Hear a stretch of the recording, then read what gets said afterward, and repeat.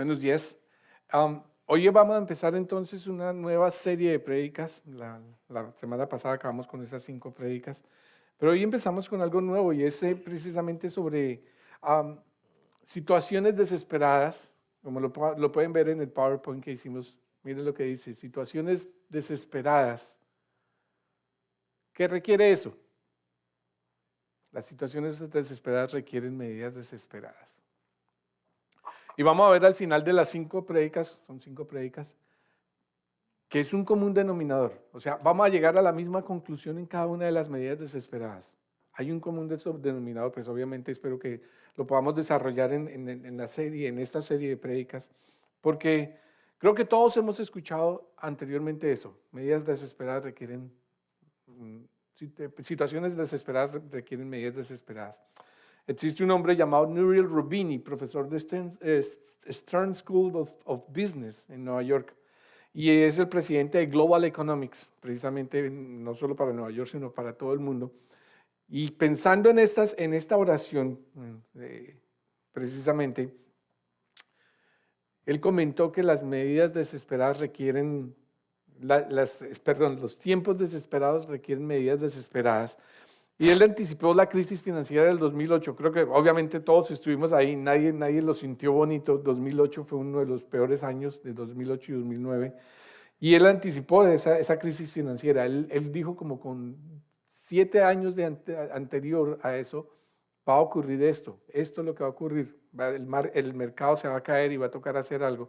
Y entonces él pudo avisar a las entidades bancarias, a los bancos centrales, que tenían que inventarse nuevas medidas de política monetaria para impulsar el crecimiento de la economía de los países. Y eso es lo que estamos viendo ahora. Prácticamente ahorita lo que estamos viendo es un coletazo de lo que pasó en el 2008 y 2009 y lo que está sucediendo aquí en los Estados Unidos después del COVID. O sea, son cosas que sí o sí nosotros hemos vivido, pero de pronto nosotros no nos hemos dado cuenta. Hay otras situaciones, por ejemplo, en los matrimonios, situaciones que son desesperadas y se requieren medidas para tomar. Que de pronto nosotros ni siquiera, cuando ocurren este tipo de cosas, nosotros no estamos ni siquiera planeados, no tenemos ni siquiera un plan de trabajo para solucionar eso. Lo mismo en la familia.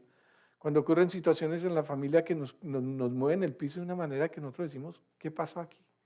¿En qué momento llegó a suceder algo así? ¿En qué momento? Económicas, yo creo que todos hemos pasado por ahí. Obviamente muchos de los desórdenes económicos son causados por nosotros mismos, ¿verdad? Laborales. Cuando uno llega a trabajar de pronto un día y le dicen a uno, se acabó el trabajo. Porque aquí en Estados Unidos es así, en otros países le avisan a uno, tiene 2 meses. Pero aquí en Estados Unidos simplemente yo he visto que muchas personas le entregan una cajita, lo que tenía en el escritorio. Esa es una situación desesperada que requiere medidas desesperadas. Religiosas, les voy a decir por qué religiosas, porque muchas veces todo lo que nosotros pensábamos y creíamos que era la religión, cuando nosotros vamos a la palabra decimos, no era eso. Entonces, ¿qué debo hacer? Y físicas, cuando lo llama uno al médico y le dice, tienes esta enfermedad. Y es esa enfermedad que uno dice, ¿y aquí qué voy a hacer? ¿Yo qué voy a hacer? Precisamente viendo en la historia esas medidas desesperadas, esas situaciones desesperadas, nunca voy a olvidar esta, que es la de la Segunda Guerra Mundial. A mí siempre me cautivó esta historia. En la Segunda Guerra Mundial, Japón bombardeó Pearl Harbor. ¿Okay? Todos lo sabemos, fue en diciembre. Pero eso fue tanta sorpresa para los Estados Unidos porque en Estados Unidos no se estaba esperando guerra en nuestra tierra, jamás, jamás. O sea, todo lo que está pasando allá en Europa, sí, en el Asia, sí, todo eso. Pero en nuestra tierra, jamás. Y no solo eso, sino cuando se dieron cuenta que Japón no solo quería bombardear Pearl Harbor, Hawái, sino que querían tomar eso como un puente de acercamiento hacia la costa oeste de los Estados Unidos. ¡Wow!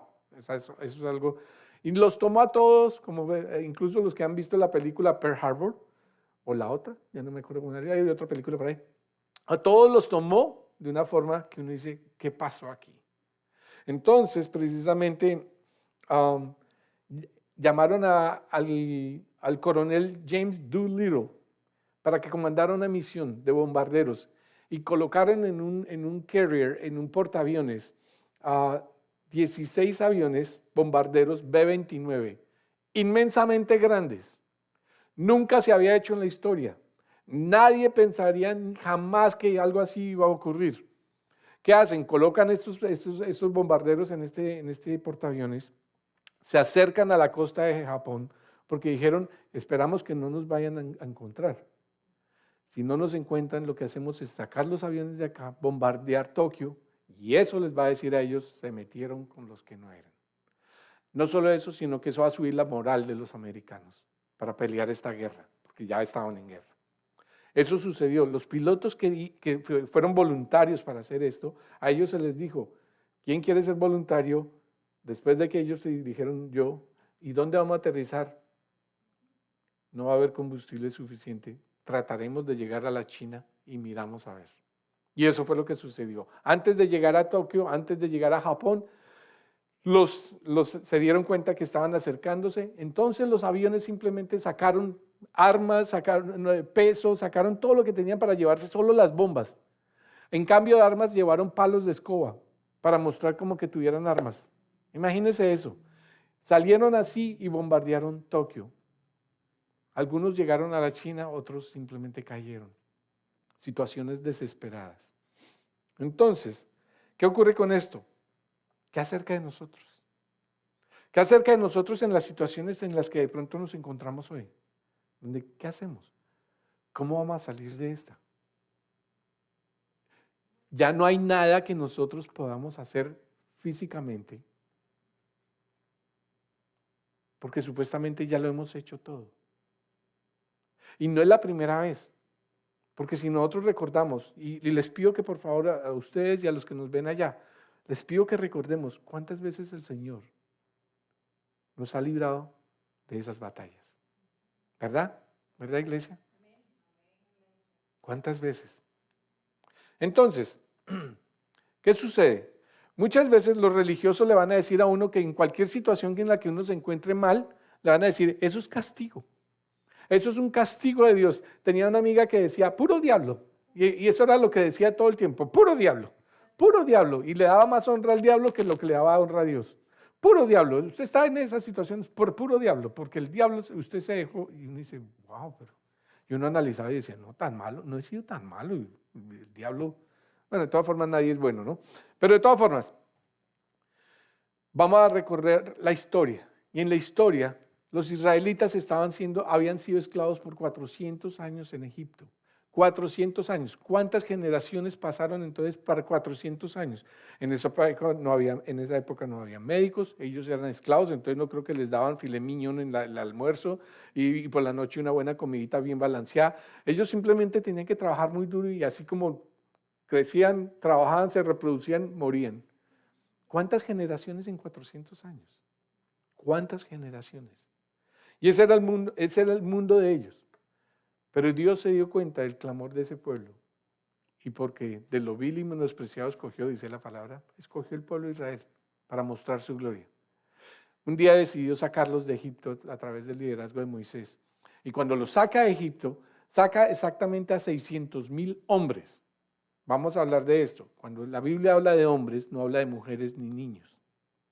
600,000 hombres, entonces estamos hablando de más o menos 3 millones de personas que saca de Egipto. ¿Se acuerdan ustedes de las plagas y de todo lo que ocurrió? Bueno, sacó 3 millones de personas. Esta mañana yo estaba orando, salí a caminar y volví a revisar mis notas, pero yo dije, no, voy a revisarlas en lo mejor que puedo revisarlas, en la palabra. Y me di cuenta de algo extraordinario. Lo que me di cuenta fue lo siguiente.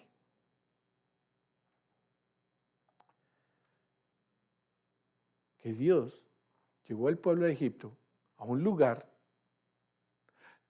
donde no había salida. A un lugar donde no hay nada que hacer. 3 millones de personas. Y en el capítulo 14 del libro de Éxodo, en el verso 3 nos dice lo siguiente. Está Moisés hablando con Dios y le dice, los voy a llevar a un lugar. ¿Y los va a llevar a ese lugar para qué? para que el faraón, es lo que dice, el faraón va a pensar, los israelitas andan perdidos en esta tierra, el desierto los tiene acorralados. Y póngame cuidado porque esto es tan importante, porque muchas veces nosotros pensamos que lo que está sucediendo en nuestras vidas es porque nosotros lo hicimos mal, es por desobediencia o es por pecado. Esta semana estaba hablando con alguien y me dijo, estoy desesperado, vivo solo. ¿Qué pecado he cometido? Le dije, ¿y no has pensado en otra cosa más bien? Que esta es la voluntad de Dios, y es lo que les digo a ustedes y nos decimos nosotros. Esta es la voluntad de Dios. ¿Estamos acorralados? De pronto sí. ¿Estamos mal? Sí. ¿No tenemos salida? No. Pero miren lo que pasa con esto. Ellos están al frente, el Mar Rojo, atrás, el desierto. Pero ocurre algo interesante. Dios le dice a Moisés algo que empieza a cambiar el movimiento de esta historia. Y le está diciendo en el verso 4, yo por mi parte, está hablando Dios, yo por mi parte endureceré el corazón del faraón para que él los persiga. O sea, Dios le dio la salida, Dios le dio las plagas, los forzó a que salieran de ahí, ¿verdad? Los ayudó a que salieran de ahí. Y ahora Dios les dice, yo los voy a poner ahí donde no hay salida. Los voy a poner exactamente en un lugar que ni usted, ni yo queremos estar, mucho menos los israelitas tampoco, pero yo por mi parte endureceré el corazón para que Él los persiga. ¿Usted se imagina la cara de Moisés en ese preciso momento? ¿What? ¿Qué? O sea, nos trajo aquí para que, sí. Sigue el verso 4. Voy a cubrirme de gloria a costa del faraón y de todo su ejército, y los ejércitos sabrán que yo soy el Señor. Ojo con esto. ¿Qué tal que Dios nos está diciendo hoy mismo? Voy a cubrirme de gloria a costa de esa situación que está pasando en tu vida y de lo que está pasando en tu vida.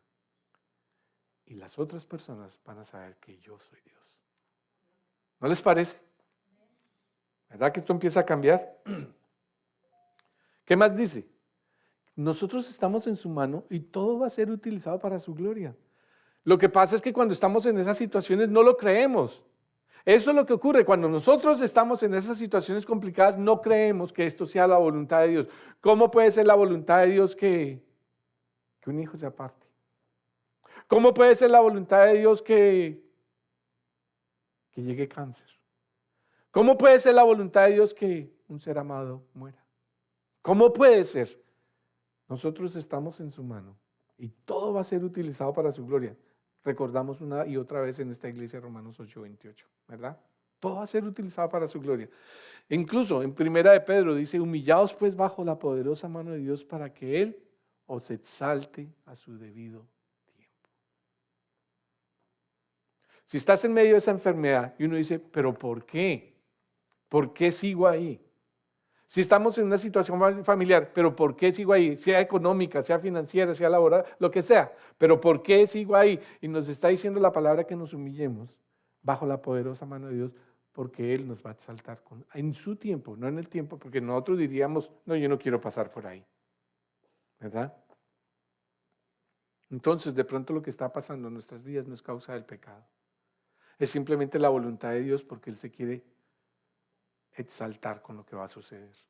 Ni tú ni yo conocemos el final, pero Dios es el que escribe este libro, ¿verdad? El libro llamado vida. Entonces, ¿qué pasa?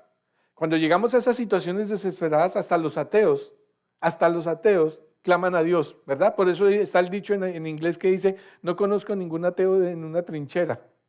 Porque cuando hay guerra y se meten en una trinchera y se empiezan, Dios mío, no es que usted no cree en Dios. Ahorita, Dios mío, espere, ore por todos, ¿verdad? Ore por todos. ¿Por qué? Porque uno sabe que hay algo grande, hay algo mayor que nosotros. Y eso pasó con los israelitas. En el verso 10, mire lo que sucedió en el verso 10. El faraón iba acercándose, cuando los israelitas se fijaron y vieron a los egipcios pisándole los talones, sintieron mucho miedo.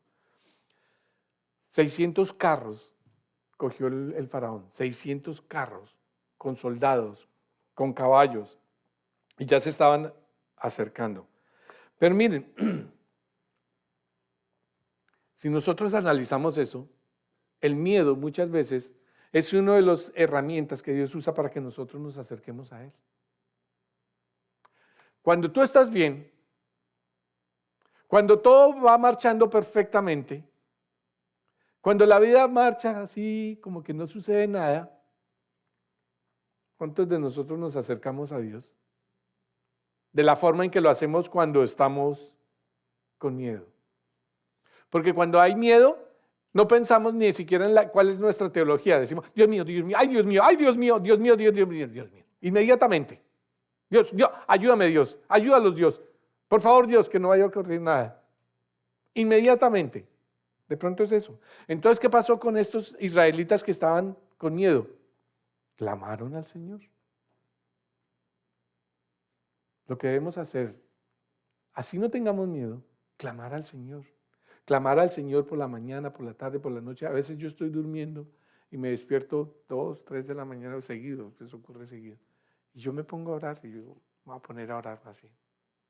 Y me pongo a orar, a clamarle al Señor.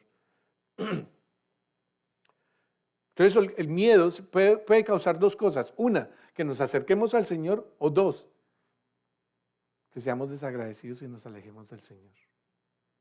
¿Por qué desagradecidos? Porque miren lo que hicieron el pueblo de Israel.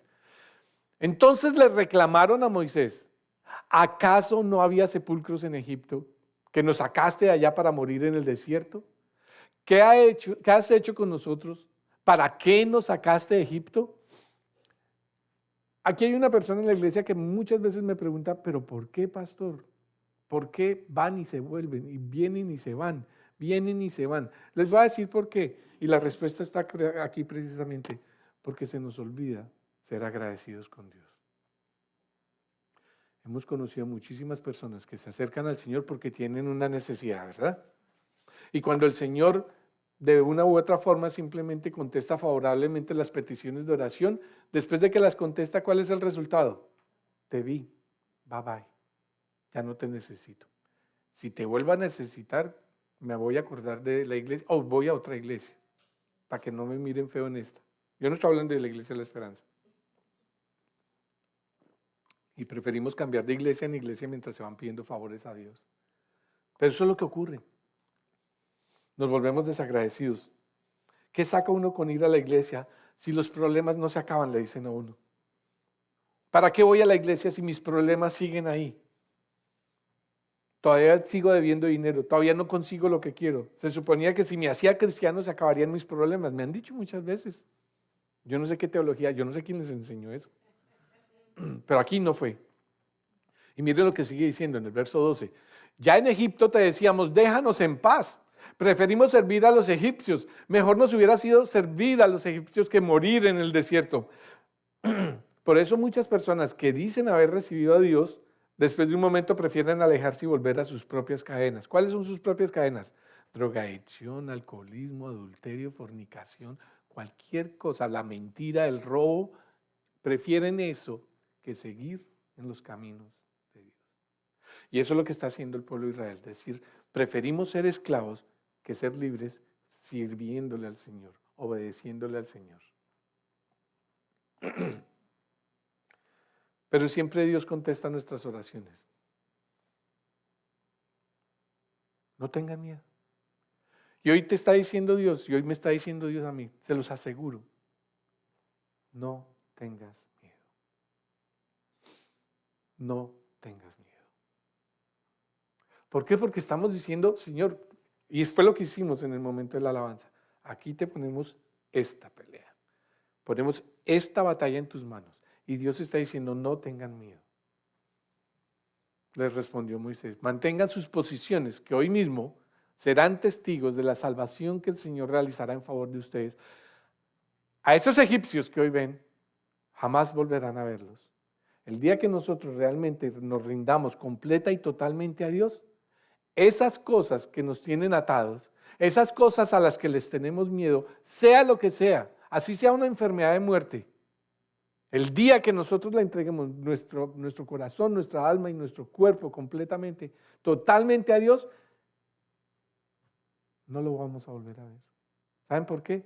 Porque así sea una enfermedad de muerte, ya no vamos a ver la enfermedad de muerte como una enfermedad de muerte, sino como una enfermedad que nos va a dar paso a la vida eterna en la presencia del Señor. Cambia completamente la perspectiva, ¿verdad? Cambia completamente la perspectiva. De pronto en este momento tú estás escuchando que el Señor está diciendo, déjame pelear por ti. Ok, ya probaste, ya lo hiciste, déjame pelear por ti. Y ahora vamos a ver entonces cuál es la condición que Dios pone para pelear nuestras batallas. Póngale cuál es la condición que pone en el verso 14. Ese es el verso más complicado y lo dice muchísimas veces en la Biblia. Y este es bien complicado, especialmente para una persona como yo. Quédense quietos. Quédense quietos. Pero es que yo puedo buscar otro médico, pero es que yo puedo buscar entonces un consejero, pero es que yo puedo hablar, es que yo puedo ir. No, nos está diciendo, ¿quieren ver cómo se manifiesta mi gloria? Quédense quietos. ¿Cuál es el título de esta prédica? ¿Situaciones qué? Desesperadas requieren medidas desesperadas. La medida desesperada, ¿saben cuál es esta vez? Quédense quietos. Eso es desesperado. Eso es desesperado, ¿no, iglesia? Eso es desesperado, pero ¿cómo así? Un momento, vienen los enemigos, vienen los problemas, vienen las deudas, viene todo, viene la enfermedad y estamos aquí al frente y al frente lo que veo es peor de lo que veo atrás y Dios nos dice, quédense quietos. Eso no tiene sentido, pero es que muchas veces lo que Dios pide no tiene sentido. Esta es una de ellas. ¿Por qué? Quédense quietos, que el Señor presentará batalla por ustedes. Quietos. Quietos. Wow.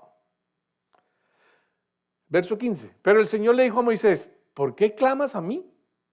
Ordena a los israelitas que se pongan en marcha.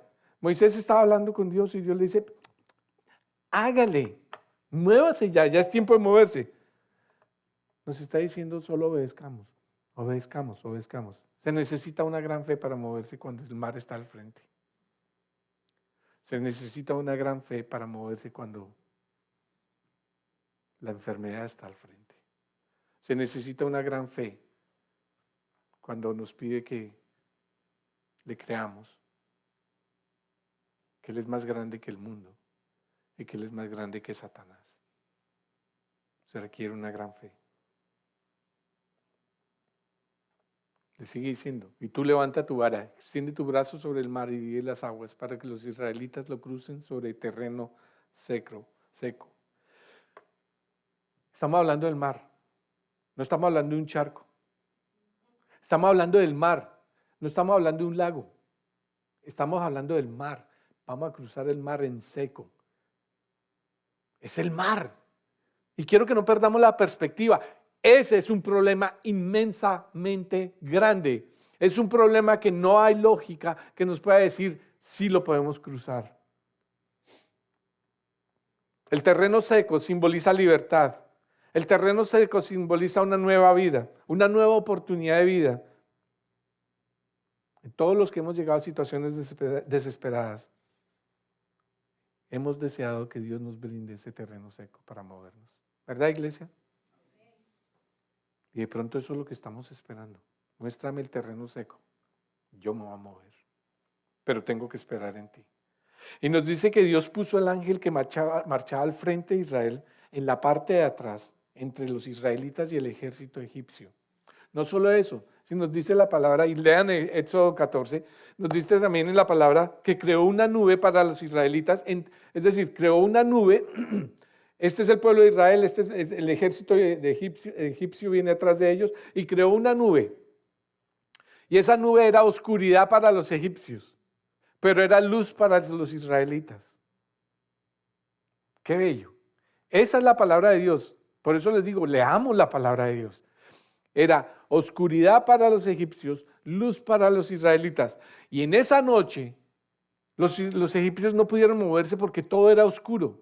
Mientras que los israelitas, ¿qué estaban viendo? Estaban viendo como el mar se estaba abriendo en esa noche. Si le obedecemos a Dios, si esperamos en Él, vamos a ver cómo el mar se abre para que nos movamos. Y miren, nos dice en el verso 22, y los israelitas lo cruzaron sobre tierra seca. El mar era para ellos una muralla de agua a la derecha y otra a la izquierda. Ellos entonces ya podían cruzar el mar con unas paredes de agua, seco completamente. Yo no sé qué tan profundo es el Mar Rojo, pero estoy seguro que alcanza a ser más de acá, ¿cierto? Seguro, seguro. Entonces las paredes no eran solo de 5 pies de alto. Las paredes. Pared a este lado, pared a este lado.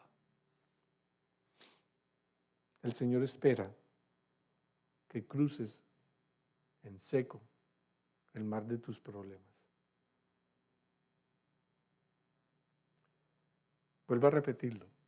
El Señor espera que cruces en seco el mar de nuestros problemas. Iglesia, este es el tiempo. Este es el tiempo. Y eso en lo que tú estás pensando es en lo que el Señor se va a glorificar. Porque las personas que te vean actuar en obediencia a Dios podrán decir lo mismo que los soldados egipcios. ¿Qué dijeron ellos? Cuando ya estaba para amanecer, el Señor miró al ejército egipcio desde la columna de fuego y de la nube y sembró la confusión entre ellos. O sea, además de todo eso, sembró confusión. Hizo que las ruedas de sus carros se atascaran. O sea, ya cuando estaban cruzando el ejército egipcio, estaban en la mitad del mar y las ruedas se atascaron. Para los egipcios, seco, plano y duro. Para los egipcios, en la mitad, un lodazal. Las ruedas se frenaron, de modo que les hacía muy difícil avanzar. Entonces exclamaron los egipcios, ahí se dieron cuenta. Alejémonos de los israelitas, pues el Señor está peleando por ellos y contra nosotros. Qué bueno que podamos decir, el Señor está peleando por nosotros. Tú, Satanás, no tienes ninguna cabida aquí, ni en mi familia, ni conmigo. Amén, iglesia. Obediencia es la clave para la victoria de Dios. Obediencia es la clave para la victoria de Dios. Miren qué sigue diciendo. Entonces el Señor le dijo a Moisés, extiende tu brazo sobre el mar para que las aguas se vuelvan contra los egipcios y contra sus carros y jinetes. Ya estaban al otro lado, extiende tu mano, extiende tu vara y se va a cerrar esto. Dios acabó con el ejército, pero ¿saben qué? Dios quiere también acabar con tus temores, con tus miedos y quiere pelear tus batallas. Y este es el momento. Si lo estamos escuchando es por algo. Dios quiere que proclamemos sus victorias. Dios quiere que tengamos un momento al menos de reminiscencia para que nosotros podamos recordar cuántas veces te ha librado. Pili, ¿cuántas veces te ha librado? Rosa, Carmencita, Andrés, Blanquita, Silvi, ¿cuántas veces nos ha librado? Entonces, ¿sabes por qué tenemos miedo?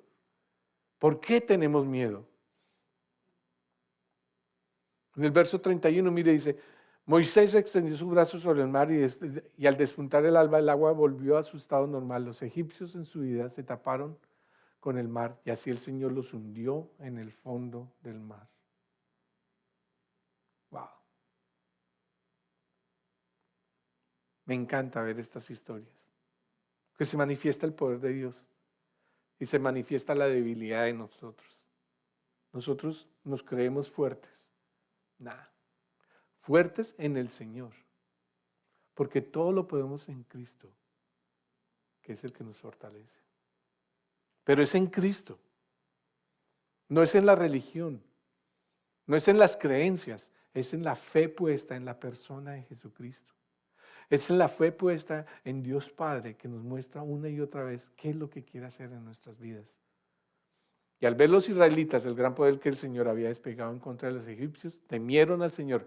Miren la posición de los israelitas. No estaban diciendo, pero ¿para qué nos sacaste de ahí?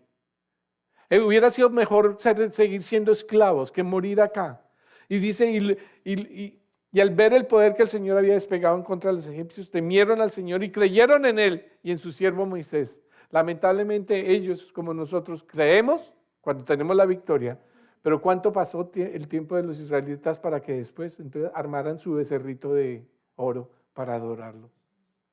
¿Cuánto tiempo necesitamos nosotros entonces para después decir, oh, pero es que esta no fue, hay otro Dios? Mi poder, las personas que conozco, mi dinero, lo que sea. Y miren lo que dice. Este es el momento, iglesia. Este es el momento que tú cuentes las victorias de Dios en tu vida. Y este es el momento, iglesia, de que la medida desesperada que debemos tomar sea esa. Contemos las victorias de Dios en nuestra vida. Porque a veces nos encaminamos y nos enfocamos más en el problema que en las victorias de Dios. Y si vemos el problema, como lo está mostrando la prédica de hoy, el problema que Dios nos está dando hoy es una forma en que Él se va a glorificar, vamos a vivir de otra forma. ¿Verdad, iglesia? Si estás pasando por un tiempo difícil, acércate más a Dios. ¿Sabes por qué? Porque Dios no grita, Dios susurra. Dios susurra. Y si nos acercamos, y la palabra dice, acérquense a mí, yo me acercaré más a ustedes, es lo que dice la palabra. O sea, Él mismo lo dice. Venga, le voy a contar una cosa. Por este lado, venga, le voy a contar una cosa. No para el otro lado. Cuando dice, venga, le voy a contar una cosa, es cuando debemos acercarnos más a Él.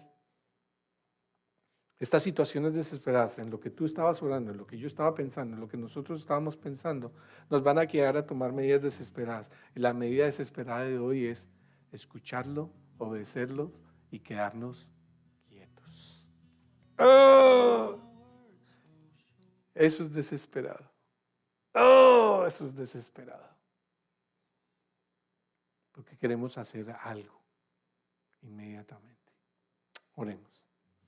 Padre Celestial, Señor, gracias. Gracias, Señor. Gracias porque tú nos estás mostrando una vez más tu gloria y tu poder, Señor. Y lo vemos a través de la historia que tú plasmaste en tu palabra, Señor. Pero solo tenemos que recordar 30 segundos para podernos acordar de las batallas que tú has ganado, que tú has enfrentado por nosotros. Señor, te pido por cada una de las personas que están acá y por las personas que nos están viendo a través del internet. Clamo por ellos, Señor. Clamo por ellos para que seas tú glorificándote a través de esta prueba, Señor. Para que seas tu Padre Celestial el que muestres cómo nos vas a librar de esta batalla. Ayúdanos a confiar en ti, ayúdanos a creer más en ti, Señor, para saber perfectamente que si nos dices que nos quedemos quietos, que nos quedemos quietos. Eres tú, Señor. Eres tú quien peleas las batallas por nosotros. Eres tú quien las has ganado. Y eres tú el que las vas a ganar. Te hemos orado en el nombre de Cristo Jesús. Amén y amén. Dios los bendiga a todos. Dime, Mikey, que vi que estabas alzando la mano.